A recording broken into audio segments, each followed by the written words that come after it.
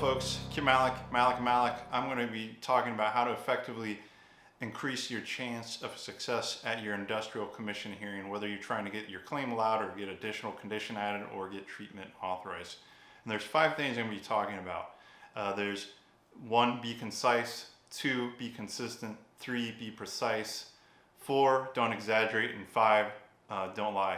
You do these things, you'll increase your chance of success. And so I'm going to go really quickly talk about each of these 5 things.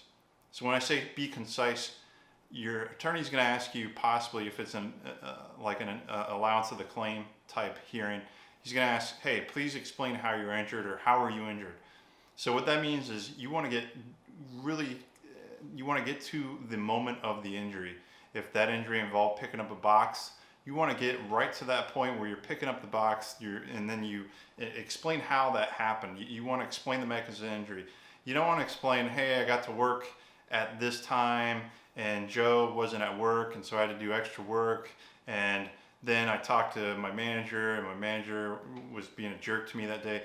None of that stuff is relevant. It doesn't help you, and at best it does nothing. At worst you annoy the hearing officer. So be concise, get directly to the mechanism of injury.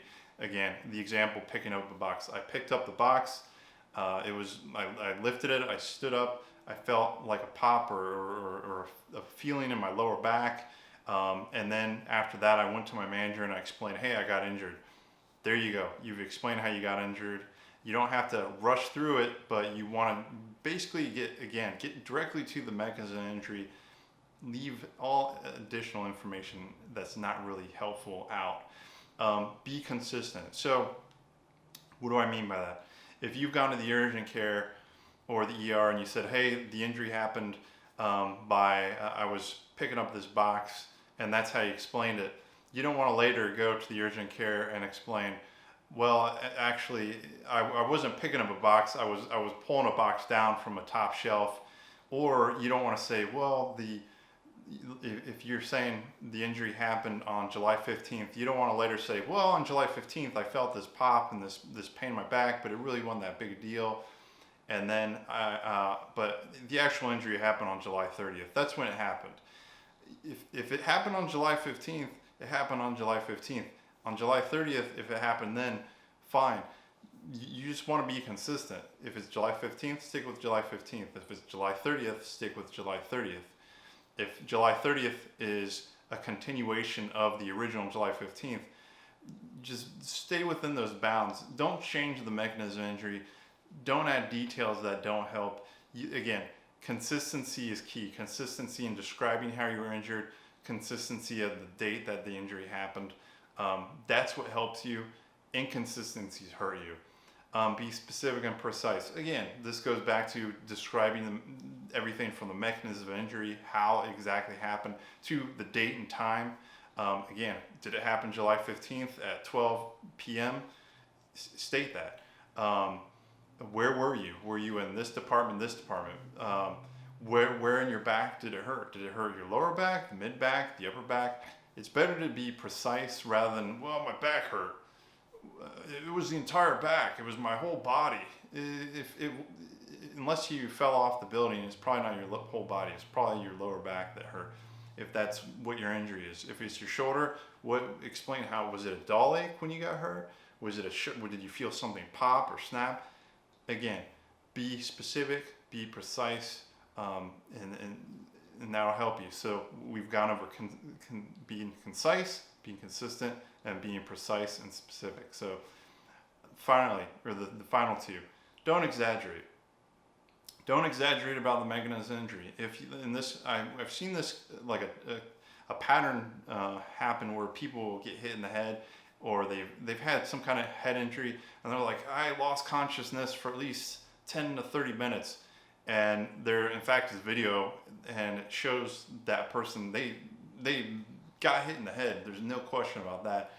But where it doesn't show them losing consciousness. They got hit in the head. They might have made some kind of head gestures. They might have, it looked like they were kind of maybe dazed or something, but they didn't necessarily lose consciousness. So you don't have to, if you get a head injury, losing consciousness isn't like a bonus, okay? So if you didn't lose consciousness, then you didn't lose conscious. If you don't know if you lost conscious, I don't know, just say, hey, I'm not sure, but I got hit and it really hurt and I was dazed and may have lost consciousness. But don't go to your doctor and be like, yeah, and I lost consciousness for 10 to 30 minutes. And because that, if you're unconscious for 10 or 30 minutes, that is a serious, serious head injury. So, and there are people who lose consciousness for 10, 30 minutes. Okay, that's not an issue, but you don't want to exaggerate. And so that's the mechanism of injury. You don't want to exaggerate the level of pain you're experiencing. If you're really in pain, fair enough, you're in pain.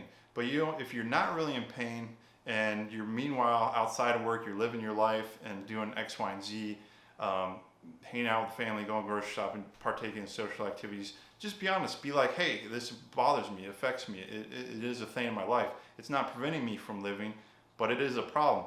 Rather than, oh, I'm in the worst pain that I've ever been, I can't do anything, blah, blah, blah. Meanwhile, the employer's got surveillance video of you hanging out with family, running up and down your driveway, carrying massive bags of groceries and this and that. So you want to be down to earth, you don't want to exaggerate, just tell the truth, okay? And this is the fifth thing, don't lie, okay? So lying and exaggerating kind of go hand in hand, but I say lying is the kind of an extreme version of it. It gets beyond exaggerating. And what I mean by lying, okay, don't lie if you didn't have a work injury. If you either didn't have the work injury or the work injury didn't happen at work, don't lie, okay? All you're gonna do is you're gonna waste your time. You're gonna be made to be a fool at these hearings because the lie is gonna be borne out. The employer is going to have evidence that the injury didn't happen at work or didn't happen the manner you described. They're going to have that information. If you were taking drugs and that was part of the thing, don't say, oh, I didn't take drugs, because they're going to have a drug test and it's going to be documented that you had drugs. So don't lie about anything, okay? And again, you're going to be made a fool at the hearing. You're going to waste your time. You're going to waste your attorney's time. Your attorney's not going to be happy, particularly if they find out later that what you've been describing to them is not true. The hearing officer is not going to be happy. At best, your claim is going to be completely denied. Your attorney might be like, hey, I'm done. At worst, you might have criminal fraud. You filed a fraudulent workers' comp claim. There might be some criminal liability attached to that. Okay, so I've talked about the 5 things. Be concise, be consistent, be precise, don't exaggerate, don't lie.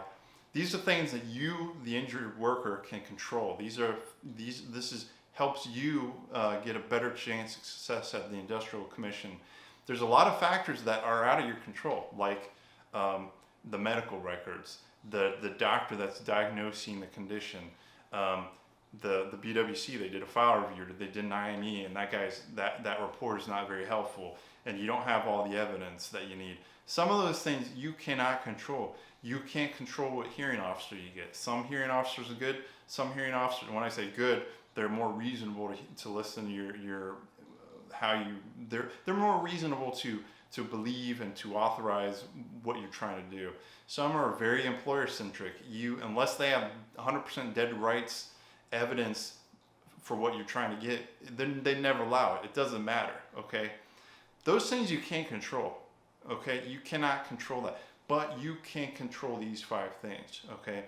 And the whole point of these industrial commission hearings, getting an attorney involved, is they're trying to manage the probabilities. So we're trying to we're trying to put the scale more in your favor, and we can try to control these other things, but you can really help by following these 5 things and at least put more emphasis, put more weight on the scale to allow the claim. Again, the other things you can't control, and the claim still might be denied even though you do everything perfectly.